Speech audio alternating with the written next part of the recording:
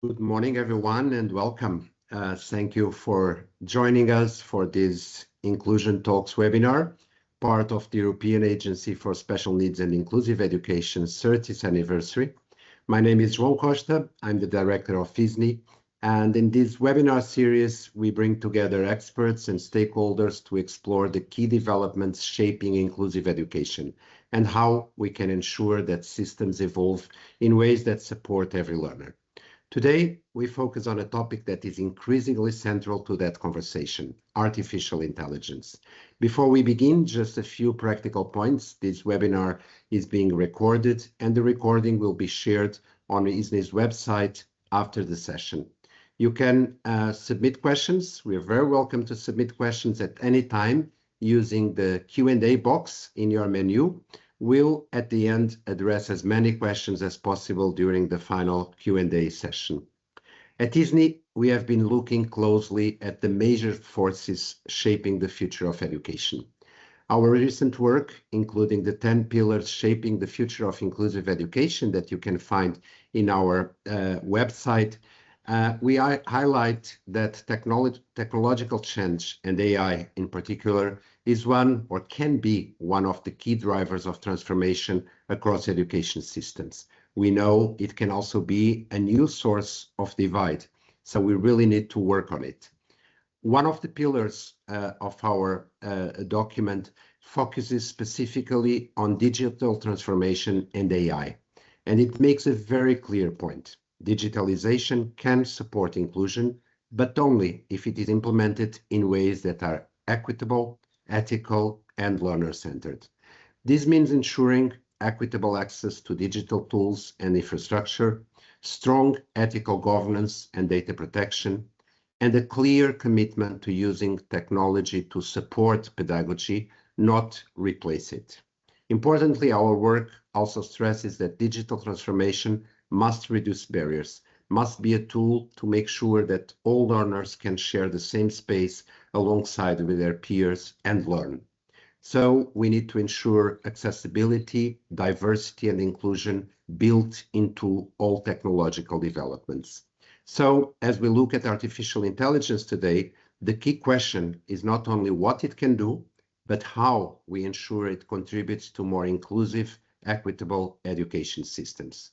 To help us explore these questions, we are joined by two very distinguished speakers, Richard Culatta from the International Society for Technology in Education, and Katri Saarikivi, a cognitive neuroscientist at University of Helsinki.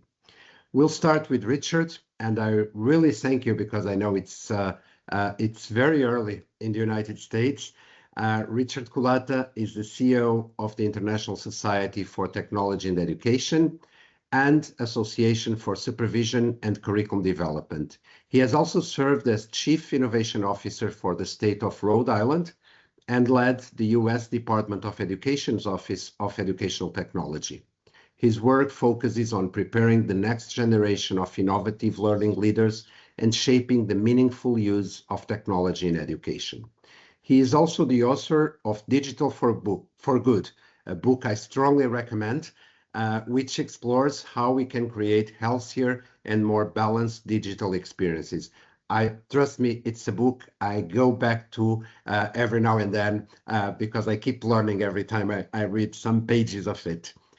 Richard, welcome. Thank you for being with us. It's a pleasure to have you with us, and the floor is yours. Thank you so much. Thanks for such a kind welcome, and hello to everybody that's joining us. It's great to be here with you. Excited to talk about this topic and to share some things, and then also learn from Katri in just a minute, who is also just very thoughtful and about this topic. I thought what I would do here is share a framing that may be a little different for how we are thinking about AI, and particularly helping students use AI, learners use AI in ways that are helpful for making sure they are being included. So it's going to be, I'll talk a little bit about AI from a teacher or an instructor standpoint, but I'm actually mostly going to talk about it from a student standpoint, which I don't think we do quite as much as we probably should.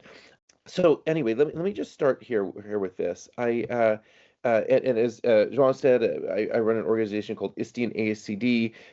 We work to help make sure learning is more engaging and inclusive around the world. We work in about 85 countries around the world. I happen to be here at my home in Washington, D.C. right now. If we had been having this tomorrow, I would be coming from Spain, and the time zone would be a little bit more favorable for me here, but we do work all around the world, and we really do try to share best practices that we're seeing. Just a quick note about things that we have. We have something called the a certification, the ISTE certification. We have a certification for instructional leaders, a certification for ed tech leaders, and a certification for teachers. They're all focused on how do we use technology in ways that help support learners, learner creativity, learner inclusivity. And so if you're interested in learning more about that, feel free to go check that out. I want to start just briefly by talking about the elephant in the room. It's interesting, there has been this sort of global movement around pushing back on technology in schools, the techlash, we call it. And it's an interesting thing that's happening because there are, in fact, a lot of examples, particularly after COVID, of technology being used in ways that are not really very helpful, not always aligned to effective learning practices. And we agree that that's a problem. The challenge, though, is that the solution of banning all technology is actually far more harmful. And there's a lot of research about this, particularly when it comes to students who are most at need of additional supports, whether those are language learners, whether they are students with a variety of individual or special needs. And so we want to be really careful about that. By the way, I'll just share quickly that our research team has been looking at this pretty in depth. If you're interested in this, some people have said, well, there's no research that shows that that technology really does make an impact, make a difference. That is not true.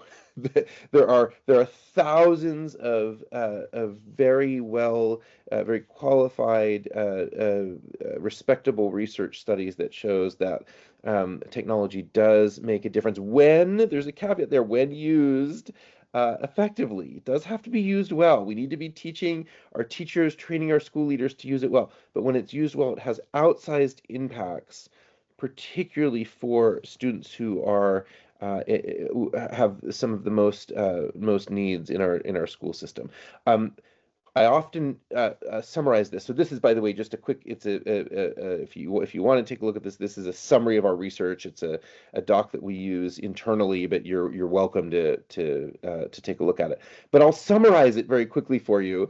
If you don't want to read that, then the quick summary is this: screen value is far more important than screen time. So a lot of people are saying, we need to limit technology use. That's true. We shouldn't just use technology anywhere, everywhere. We should limit technology use, but we should limit it to technology that is used well, not to a particular time limit.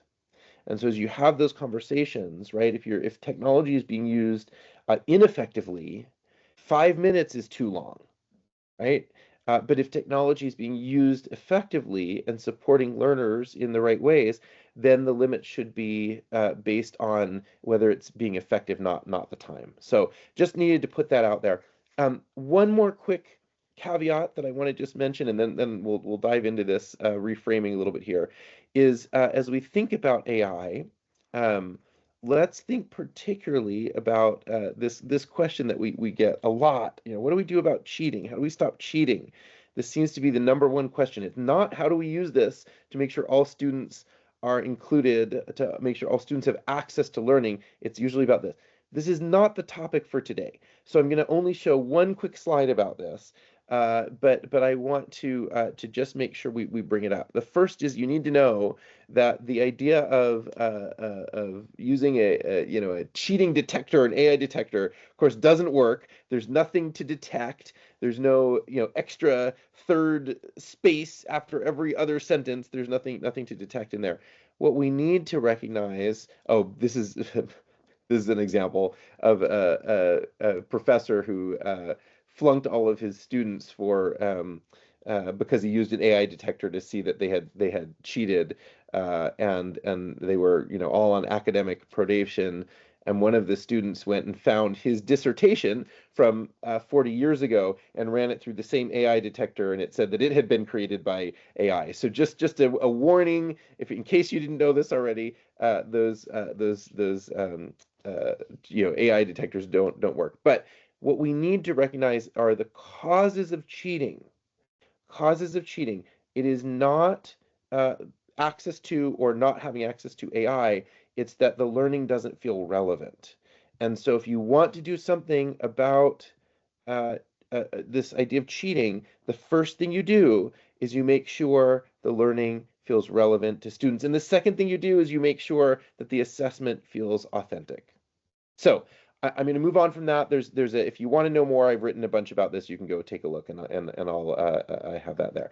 But the topic for today is really thinking about um, how we are using AI to ensure we are reducing barriers for students and making sure we have an equitable education experience. We spend a lot of time talking about AI. What is AI? What is an LLM? How does it work? How is the data processed? I would like to invite us to reframe the conversation to be practicing and talking about how we are modeling learning with AI. And I would share that conversation about learning about AI, learning about the tools, is it's a very tool-focused conversation. It is much less helpful when it comes to supporting students with a whole variety of diverse needs than modeling how to use AI to support learning. And so what I'd like to propose to you here is there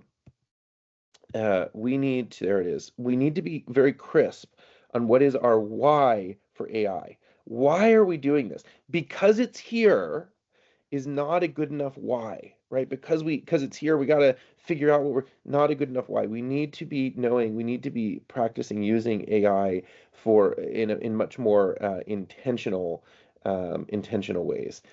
My why for HI, and there's this great book, by the way. Some of you have seen this book, Start With Why, by Simon Sinek. It's a great book. It just reminds us that we need to have the why at the core of what we do. My why for AI is that I believe that we need to model using AI to help all students become better at doing human skills.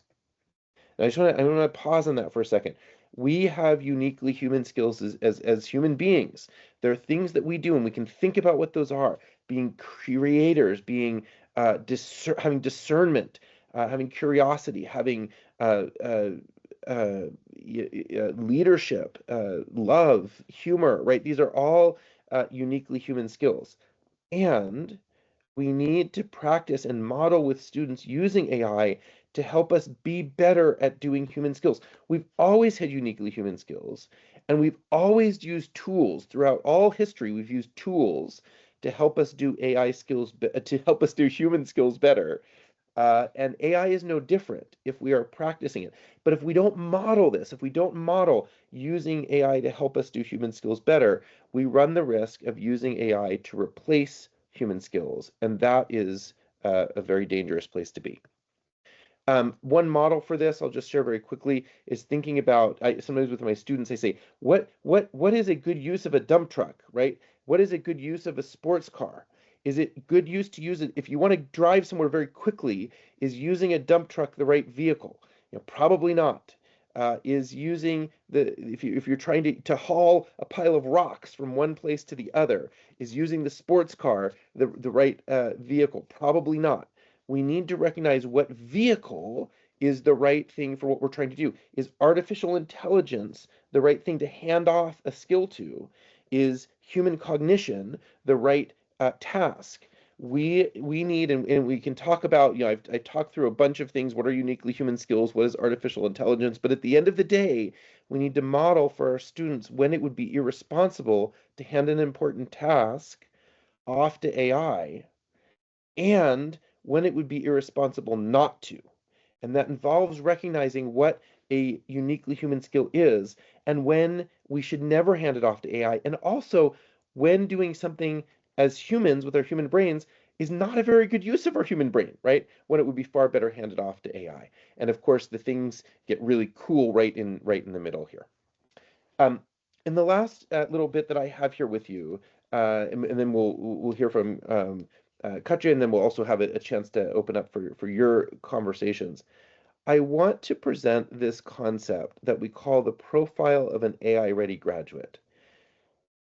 These are human skills. These are sports car skills, human skills that we believe all students need to have by the time they graduate, right? Being a learner, being a researcher, a synthesizer, a storyteller, a problem solver, a connector. These are human skills that all students need to have by the time they graduate. And we believe that these are skills that students need to know how to use AI in order to support them doing better. And so let me just give a few examples of this. We'll just start with learner, and we probably won't have time to get through all of them. We know that one of the things that students need in order to be successful is feedback. The feedback that students need is unique to them. And it's interesting because in most of our education systems, students get very generic feedback, right? That's not helpful. It's not inclusive. It's not aligned to what their individual needs are. They get a little bit of it, but not nearly as much. If we can model for a student learning to use AI to say, hey, I'm struggling to understand this concept. Can you tell me where I may be struggling and what I can do to help overcome that? Help them learn to use AI in order to get unique, customized, tailored feedback. That can be a huge skill, a huge opportunity for them to be able to continue to move forward in their learning. There's a whole bunch of ways that could happen, and we could go through more examples of this. Getting unstuck. Now, this seems like it may be a funny thing, getting unstuck, and this funny picture, right? But this is a skill that is going to be required for students to thrive when they graduate in an AI world, is knowing how to use AI to get unstuck.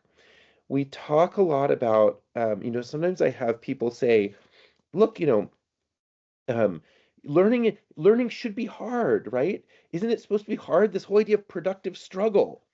And I say, yes, learning should be hard. Productive struggle means we should struggle through ideas and concepts to help us learn more. But you know what doesn't help us learn more? Is unproductive struggle. When a student is stuck because there are instructions that they don't understand, when they are stuck because they have a language barrier that is keeping them from moving on, when they are stuck because there's a concept that they needed from a previous class that they didn't learn and is now keeping them from being able to do the thing we're asking them to do. That is not productive struggle. That is unproductive struggle, and it does nothing useful for students. And so knowing and modeling how to help them use AI to overcome that unproductive struggle is a critical skill that they will need in order to thrive in this world. Just one example of this. This was a teacher who was talking about a student who was just had some some unique challenges, particularly struggled with writing, really struggled with writing. And so this teacher used AI with their students to try to break down that blank page barrier, she called it, right? And so the prompt was, I'm going to, AI's prompt was write the first sentence, and then the student is going to write the second sentence, and then the third sentence will be written by AI back and forth, right? This was a tool that was, of course, age appropriate. It was not just a off-the-shelf tool. It was a tool that was used as created for use in school. And so this, you can see this first sentence. Once there was a boy named Adam, right? And then he starts writing, and his best friend was Fred, and they loved science. And then AI comes in and writes the next sentence.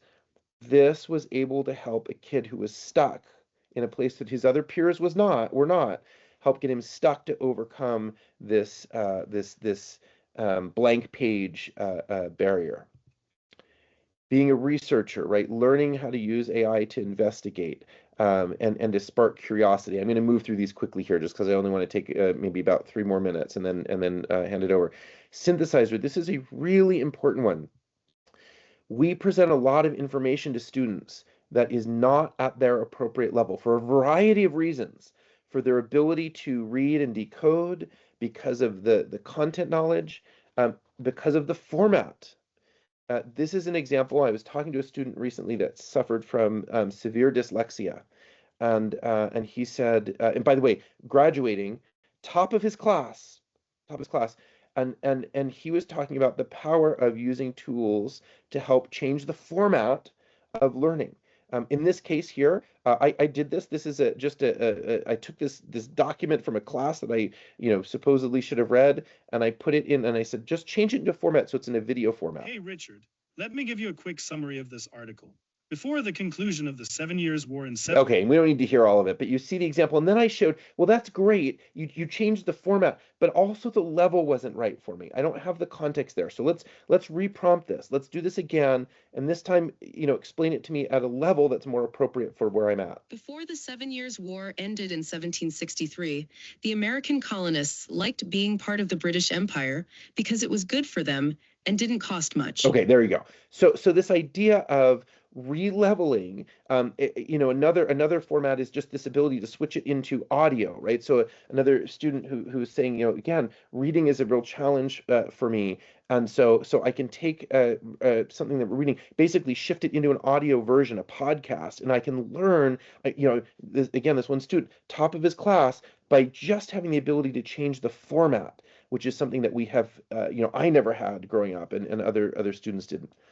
Being a problem solver, knowing how to use AI as a brainstorming tool, that's a skill that will be required for students by the time they graduate. So we need to model how can they use AI to help them brainstorm a variety of ideas. Humans are really good at choosing the right idea when we have lots of options put in front of us. And so knowing how to use AI as a tool to do that is really critical. We do a challenge every year where we invite students to model using AI to solve problems that make it harder, make it harder for other students to engage or learn.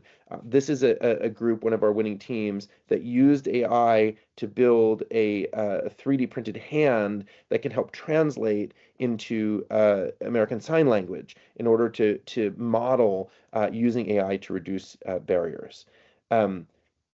Using AI as a connector. How can we use AI to help students practice connecting with other humans? Here's, languages certainly is an example that we know. That one's a really obvious one. Here's a less obvious one. This is a case with a student who really struggled to be able to stand and speak clearly in front of their class. Always a struggle. And so in this case, we said, well, let's take your presentation, put it into AI, and ask AI to practice being your peers.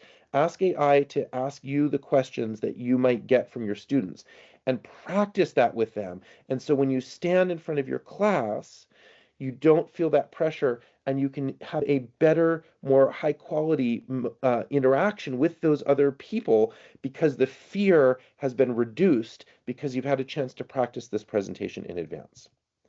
And so the last one here that I'll just mention, and then I'll be done with my part, is using AI to help students become better at telling stories.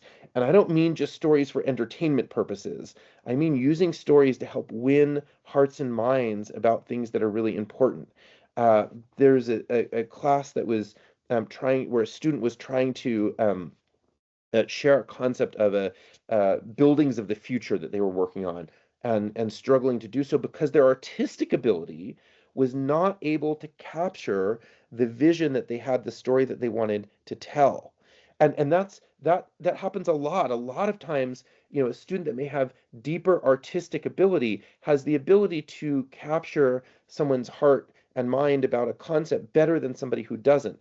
And that's okay. We shouldn't have to have high quality art abilities in order to be able to share our ideas.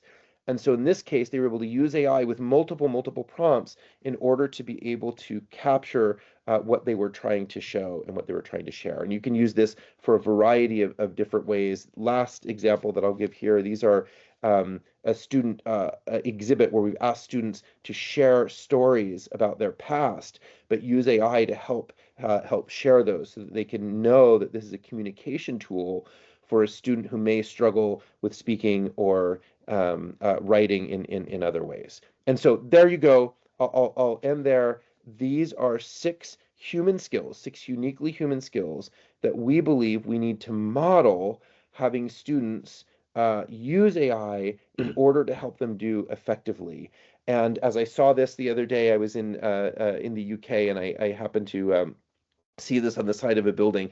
Hey, ChatGPT, finish this building, and it was a reminder that we have human skills that are unique and important, and if we want to do them as best as we possibly can, we need to be modeling using AI to support those skills, and being very clear that we're not using AI to replace those skills.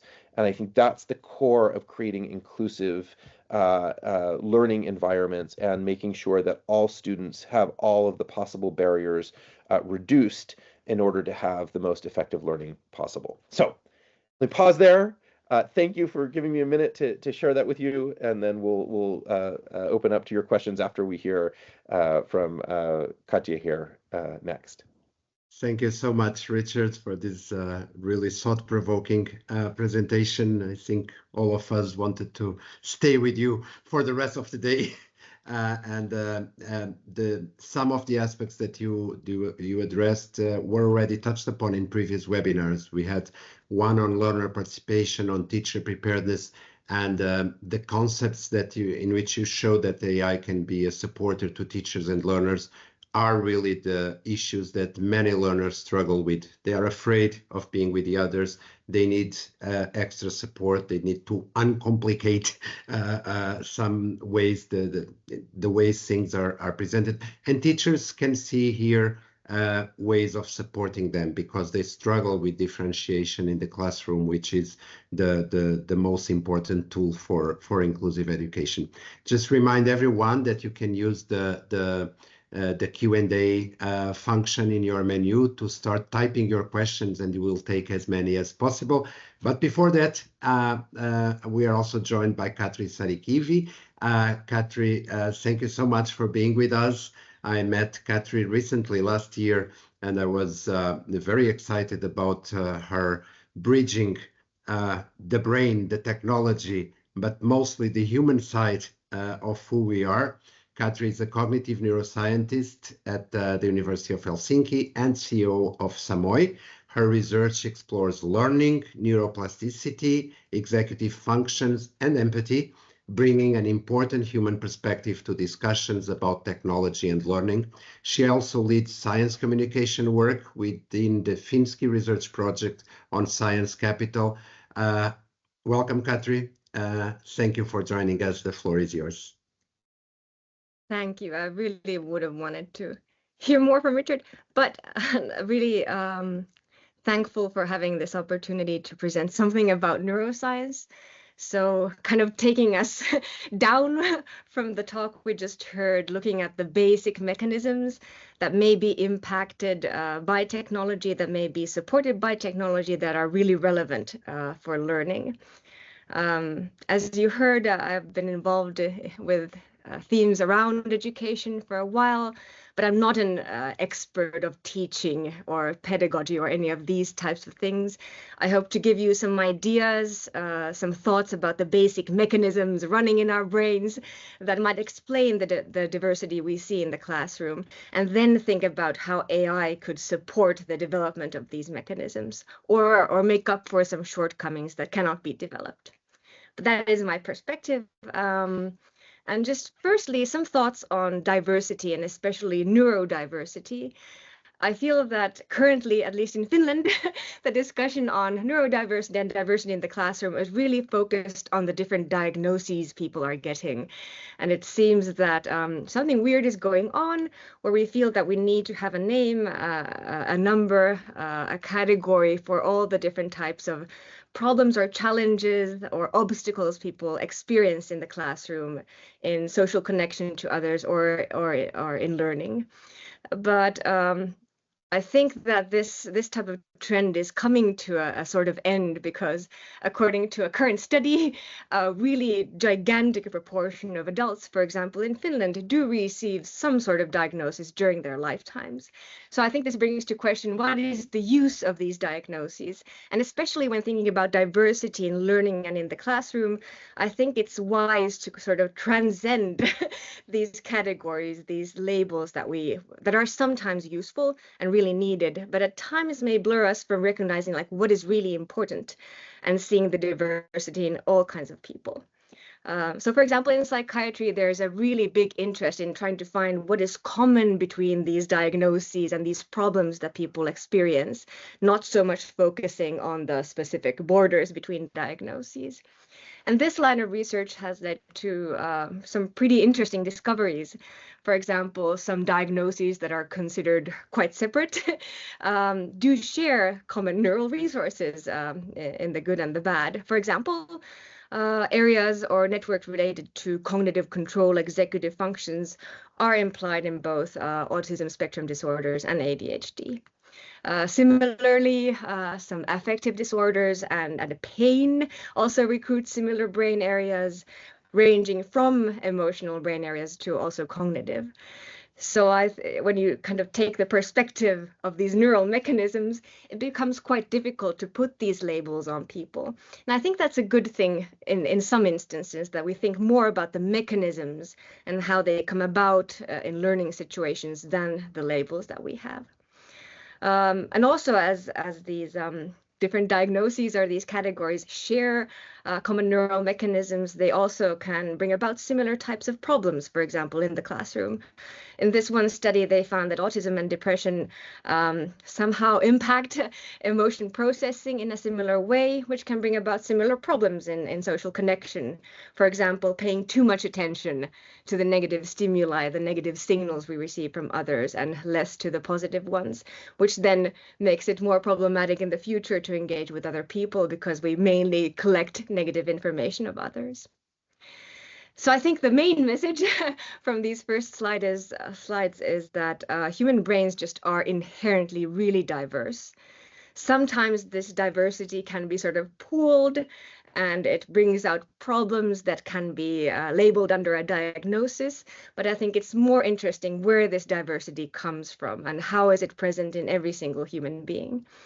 You've probably seen these studies that show that, for example, sex differences in different types of traits. In this study, they compared sex differences in brain structure, white matter thickness, things like this.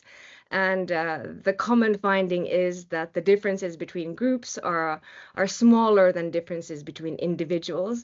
And this is one reason why I think we need to sort of transcend the diagnostic thinking, is if we sort of think that this person is a member of the ADHD group, they must have these characteristics, they must have these problems, it's insufficient because it may be that this person is just wildly different as an individual.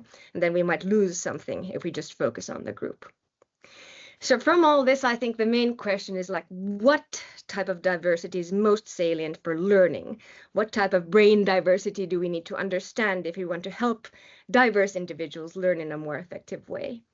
And being very biased towards the research on executive functions and empathy, I'll present some ideas from both of these fields. So a recent publication policy paper from OECD alongside other rather large body of research shows that executive functions are really important for learning outcomes. They are this type of basis of information processing, memory, engagement, attention, this sort of basic building blocks of how we engage with and handle information and ultimately learn. And working memory or executive functions is typically divided into 3 different facets. It's working memory, which can then further be divided into working memory maintenance and updating. So that's just the ability to keep information in mind and operate this information, do something with it in mind. Then there's the part of inhibitory control, where you can inhibit or control, regulate your attention, your emotions, your behavior, your thoughts. And also cognitive flexibility, so you don't get stuck. You can move on. You can change strategy, and also this touches upon creativity, that you can come up with new material from mind. There's this fluency of thought, and executive functions really heavily rely on the frontal lobes and their connections to other parts of the brain, and very many things in life can impair executive functions. In addition to diagnoses such as ADHD or ADD and even autism spectrum disorders, also just sleeping too little, being overstressed can result in deficient executive functioning. And that looks something like this. So you'll have problems with working memory. You'll be listening to someone and you'll have to ask, sorry, could you repeat that for the 3rd time? Information just doesn't seem to stick in your brain. Or then the information just echoes in your brain and you just don't understand it. Like you're reading a book and you just go on for pages, and then at some point you realize, only my eyes have read these words, and the processing stopped at the retina. Then you might have troubles with inhibitory control, so you can't keep your attention sustained. Distracting things grab your attention too easily. You get these autopilot moments when you're not really considering what you're doing. You're not really purposeful. You're just letting the zombie mode take over. You have problems regulating emotions, so they surface more easily. Or then you just really get stuck. Your mind draws a blank, you get these problems of cognitive flexibility. Now, if you look at this list, I'm pretty sure that it feels familiar. It should, because this is very common in human life. We have so many different instances that we experience too much stress. Our frontal lobes aren't functioning properly, and we get these problems with the very basic building blocks of learning. For example, being in love will result in symptoms like this, in addition to, for example, Alzheimer's disease, ADHD, things like this. So I think this, the diversity in executive functions, it has a genetic origin. So for some individuals have specific problems, for example, with inhibitory control, but it's also something that fluctuates in every individual within a day. So it doesn't mean we don't need to pay attention to it. I think we do need to pay attention, but we just need to recognize that the diversity comes from a lot of really different places. This 3-part model of executive functions is sometimes too narrow. And in general, if you think about what executive functions allow us to do, is just take a big thing we need to do, put into smaller chunks and manage these chunks so that we can accomplish things over a longer period of time, accomplish large goals that seem, for example, possible at first. It's also the ability to monitor your own performance and augment it as needed. So a really important skill, just in general in life, for attaining anything you wish to attain. A really important collection of brain mechanisms for learning, where we do see a lot of diversity, is empathy. And an OECD paper just recently suggested that, for example, emotional stability in the adult population does predict academic achievement, educational achievement.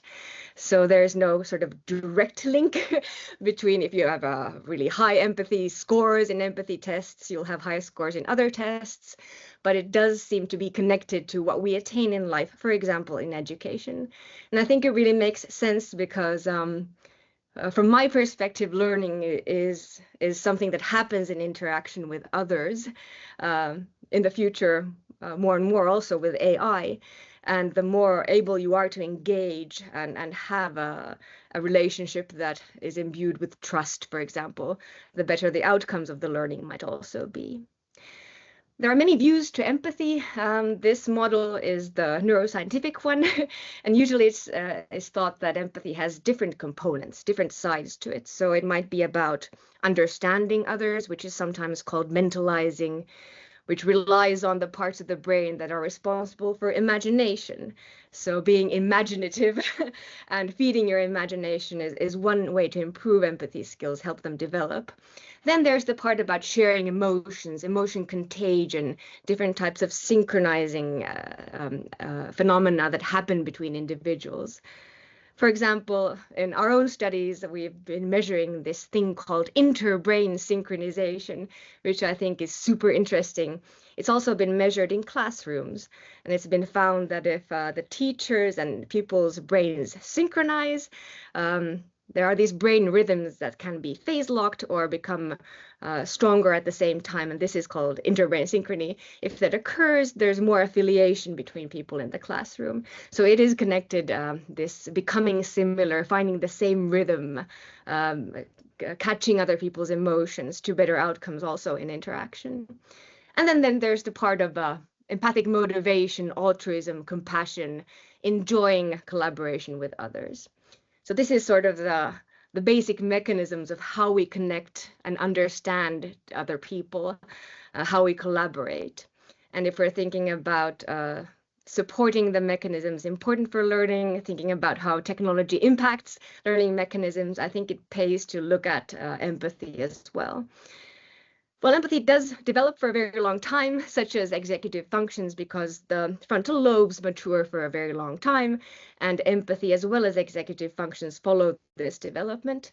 And it's been found that early interaction makes a big difference. For example, in these studies, if children experienced that their thoughts, their mind states were verbalized accurately in early interaction, they did better later in empathy tests. So speaking out what happens in the mind during interaction is one way to develop these skills, sort of modeling it. And some researchers have put it really beautifully that for empathy to develop, the child needs to experience that the other person, the adult, is like me and with me. That there's something similar, we're synchronized in some way, we share something, we understand each other's perspectives, and that you're here with me, you're actually present in the same time and space. And usually when we experience these with other people, they do feel like valuable encounters, like there was something we shared and we were present for each other. And I think this is the sort of basic requirement of interaction that, for example, leads to learning, that we can experience these things together.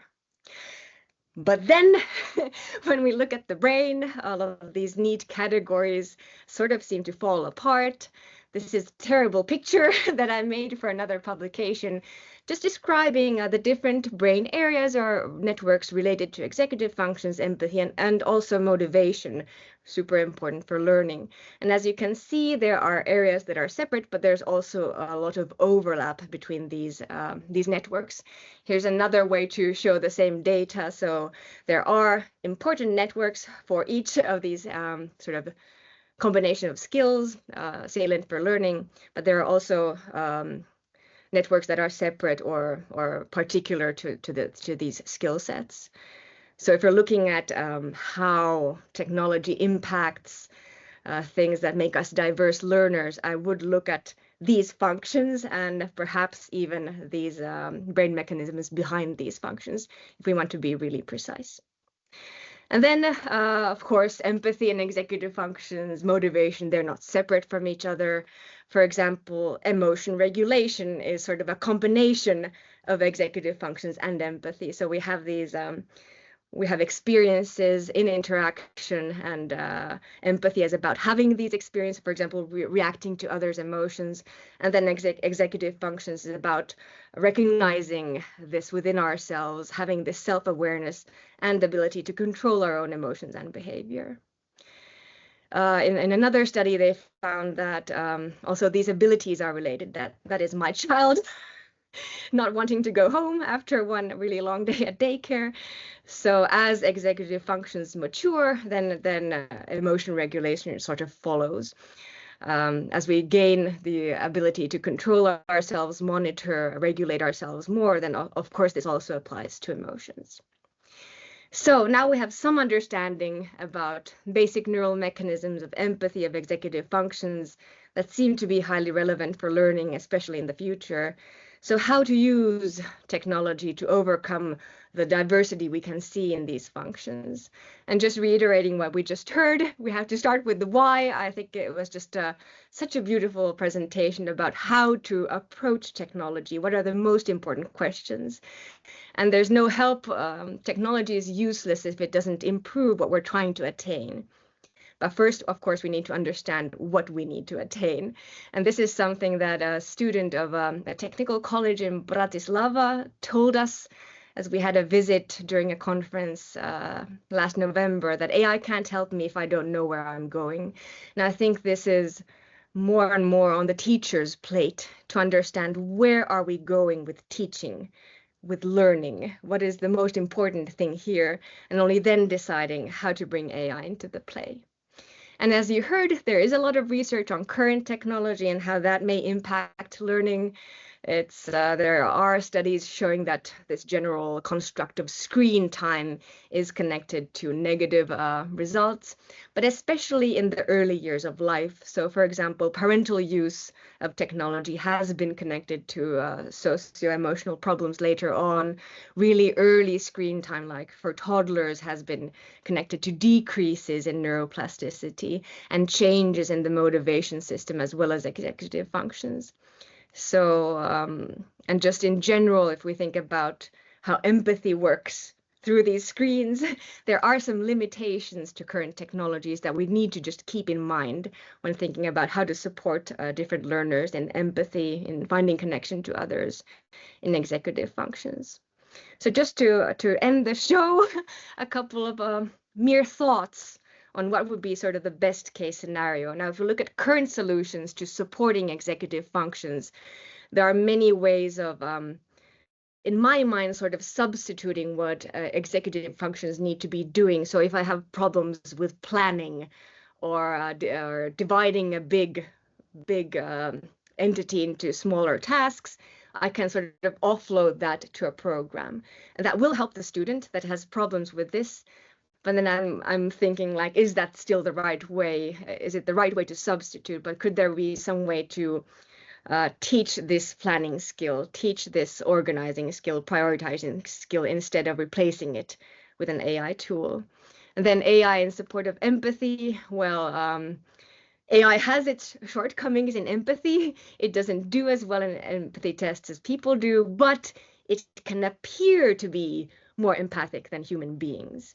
And because AI can simulate empathy, it can be used in many instances for really fruitful discussion and in interaction. But if people know that it's fake, then they seem to value it less. So in general, you know, people still seem to yearn for the human being, even though we have these therapeutic chatbots that have produced great results in psychotherapy. The human is still needed in the picture because there are these special instances, or there's this diversity that AI just really doesn't understand because its grasp of the real life is still quite lacking. In education settings, chatbots, AI in many ways can be used, as we just heard, to rehearse or train for interactive situations. But I think it's interesting that people feel if they're really satisfied with interaction with chatbots, with AI, they become fearful of losing human connection. So there is this fear of there is this need for specifically human connection. And even though we might experience something really valuable with a chatbot, it might lead us to still yearn for the human connection, even though the chatbot might be even better than the human next to us.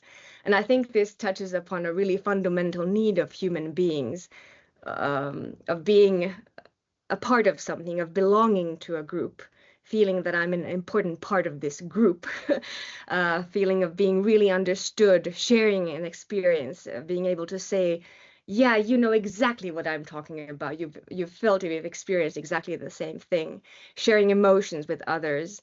And I think that there are a lot of limitations, especially in empathy, when it comes to thinking about what AI can be used for and what it can't. I don't really think that there's a way to support learning in a fruitful way, and even though there may be more possibilities for catering to individual needs and diversity of completely removing humans from the picture, because all learning starts in interaction with human beings. So I hope that it won't be completely substituted with machine interaction. So I guess the main question is how to use technology, as we just heard from the previous talk. Do we substitute? Do we augment? Do we somehow find a transcendence with this technology? And it just thinking about the extent of human diversity, it becomes really an individual question per person, irrespective of diagnoses. Thanks so much. Thank you so much, Katri. We are flexible. So that's a key dimension of inclusive education is flexibility. Thank you so much for this presentation you made.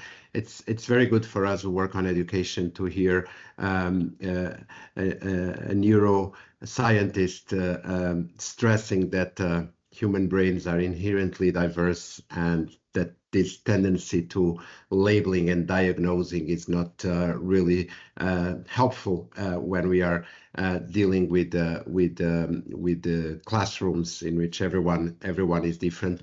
And thank you also for dwelling into the issue of complexity, emotional stability, and this balance between what the machine can do and the human part of all these relations. We are now entering the Q&A session, and as I said, everyone has the opportunity to raise questions, and we'll take as many as possible. Maybe I would like to start with some broad questions that link directly both your works and the EASNIE's ongoing reflections. And one thing, and Richard, you had major responsibilities in the US in the technology program, and one of the main features of our work here at EASNIE is that we want to build system level capacity. So it's not just about that individual teacher that manages to do amazing things, and we have so many good examples, but it is about the system. So I want to ask you, how do you see that we can support teachers at this system level? So what can countries do to build capacity and to share these resources as part of the system? And Katri, I was listening to you and I was thinking that one thing that we hear very often is we have never been so connected and we have never been so isolated because of technology. And a key dimension of inclusive education, as you mentioned, is belongingness and its participation. And we always think this is about, like you said, about human interaction. And I'm sure you have information on lessons learned from the COVID period, in which was a big wake-up call for, no, the machine doesn't replace a lot of what is humane. And one thing that we sometimes struggle with in these debates is we are using AI as it is provided by the industry. And we have needs from the education system. So how can education systems also shape the future of AI? It's not about AI shaping the future of education. So I don't know, maybe we follow the order of the presentations if you want to take some of these questions.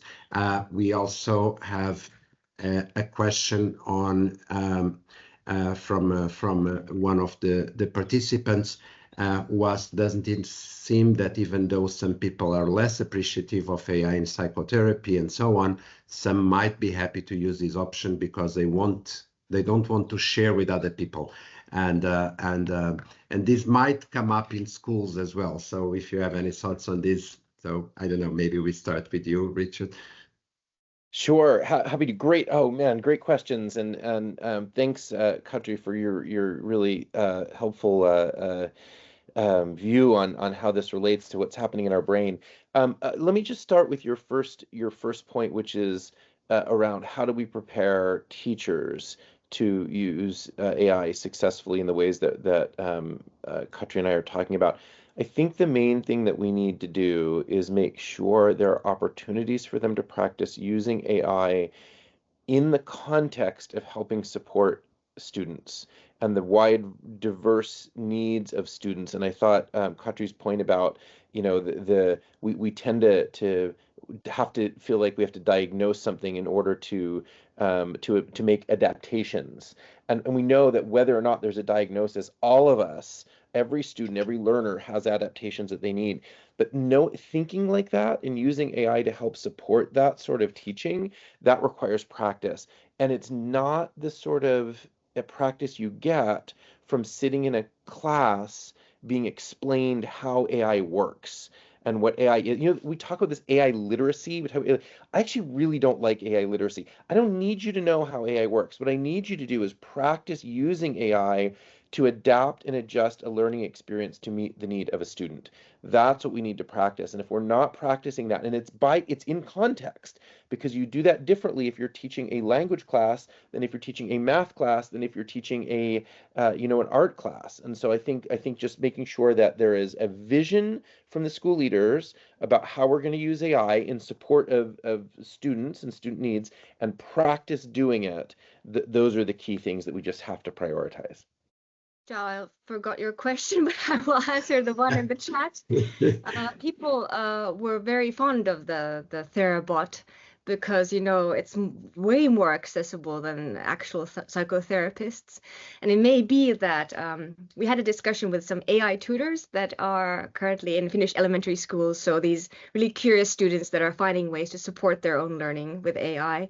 And one student said that there may be topics that they're ashamed of, or there's some other barrier for asking the teacher, asking another student, and that's when it's easier to revert to AI because there's less shame.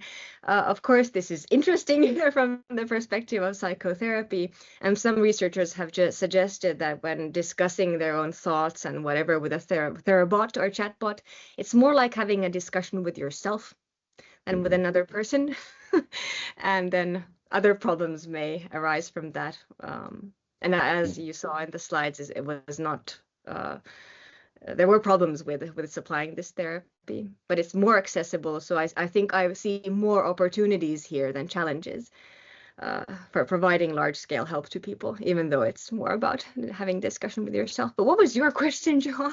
It was lessons learned from COVID on this balance. Right. Yeah, the thing I didn't have time to include was trust. This is something that over and over again, if we look at what makes teams perform best, what is the thing that most explains team performance, team problem-solving power, team learning, it's these these characteristics of interaction, not of individuals. And I think this is interesting. And we need to pay more attention to what happens here and what are the inhibitors of high quality interaction, for example, online. And one thing that happens is these empathy mechanisms do become inhibited.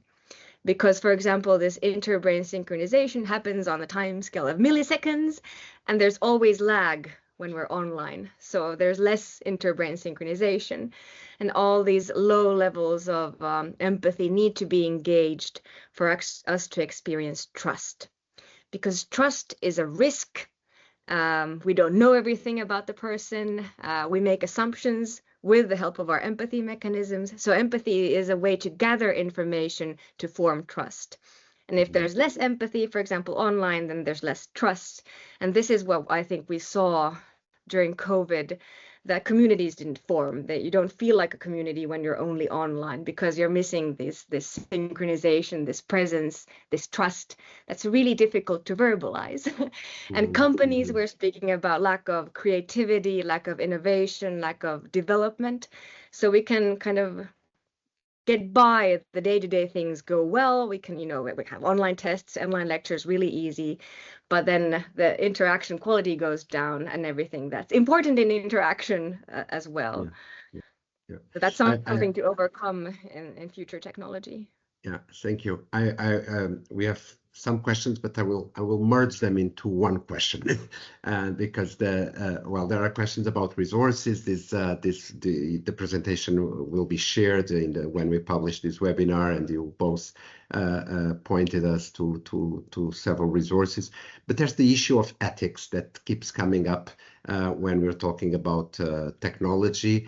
And it's always brought together with risks that exist, whether we are in a very experimental phase, and if we know enough about what is going on when we are applying these tools with young learners, and also the balance. There's a question here about the time to play and how you learn to play. Climbing trees versus technology. So, but the ethical dimension of all of this is really something that keeps coming up in the public debates on the usage of technology in education. So, if you kids, we are beyond our time, but we are flexible. If you can give us your thoughts in your final replies, Richard. Sure. So I'll be very brief because I know we're at time, but I'm going to expand it slightly beyond play, which I think is really important, and just sort of talk about creativity in a bit more broadly, because I think that's a real key. Play is being creative and curious. Those are the words, because sometimes we think about play and we think, play, how important is play? But when we use those words curiosity and creativity, that I think people are like, oh, we get that. We get that those matter. I think it's really critical that we are modeling using technology in general, AI included, for increasing curiosity and creativity. We have this thing we do in education, and it really bothers me, where we tend to find a technology and use it to present content to kids. Like, yes, we have, devices. Let's just present content to them, right? We have AI. Let's just use it to create more content. We just want to create content, stuff for them to read, right? And reading is great, but what we want to do is not overwhelm them with presenting content. What we want to do is give them tools where they can learn to be curious. We spend a lot of kids go through school and they learn a lot of stuff, but what they don't learn is to be a curious learner. And in the world they're walking into today, it is critical that they know how to be curious and creative. AI is phenomenal in helping us be curious and helping us be creative, but we have to practice using it that way. Don't use it like a search engine. Don't use it to just create content. Model using it to ask questions, to explore, to be curious, and to be creative. That would be the advice that I would give there. In a previous research project, we examined learning results on this online platform for adults, and experienced playfulness was the strongest predictor of engagement and learning results. So, and elements of curiosity and also autonomy were so super important. So you can create your own unreal reality and stuff like that. Apparently, it's possible even on a learning platform. So I think that's just to agree with you. The ethical side, I think, is really interesting. I think in Finland, at least, there are talks about gathering student data to, predict well-being problems and to be able to prevent them in time, or having this large-scale data to sort of monitor learning more specifically. I think gathering more data, more individual data, perhaps on vulnerabilities, I think is really ethically something that needs to be discussed. And also I heard of this kind of unnerving project where we have our population is aging in Finland. It's a big problem. We don't have enough caretakers for the aging population. So one project is examining these AI agents as companions for the elderly in these retirement homes, which I think is just a dystopian vision of the future. that please, let's not replace what is so important for being a human being and experiencing a meaningful life, which is connection to others, belonging with these types of solutions, even though they might save money. And these are, I think, the ethical questions we need to consider, that we just don't replace the teacher completely, because then all of this belonging interaction really just degrades. Maybe those are my final thoughts.